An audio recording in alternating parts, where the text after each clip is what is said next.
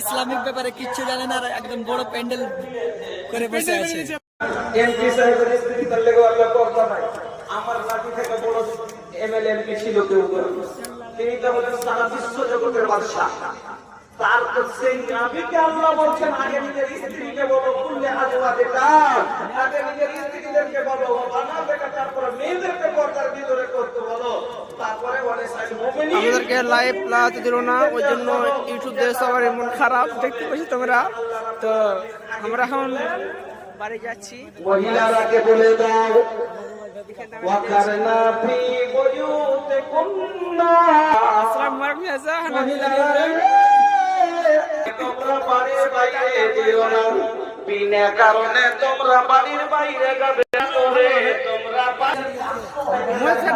সাথে এসেছিলাম, তো আমাদেরকে লাইভ দিল না, ওই জন্য ইউটিউবের সবার এমন খারাপ। তো তোমরা কমেন্ট করে বলো এরা ঠিক করো খারাপ করো, ঠিক আছে?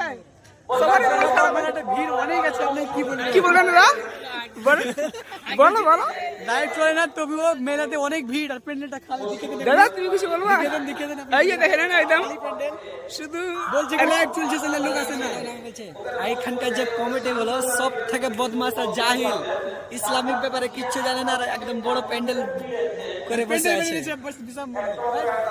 তো আপনারা শুনতে পারলেন দাদার মুখ থেকে। তো ভিডিওটা আর কিছু বলার নেই, আপনারা বলেন সেই হচ্ছে কি গ্রাফ হচ্ছে শুক্রিয়া। তো আপনারা শুনতে পারলেন দাদার মুখ থেকে। তো আপনারা অবশ্যই বলবেন কমেন্ট করে কি ভিডিওটা ঠিক করলো কি খারাপ করলো, ঠিক আছে হয়েছে। আসসালামু আলাইকুম। এই যে লাইভ কমেডি সব এখানে আসে।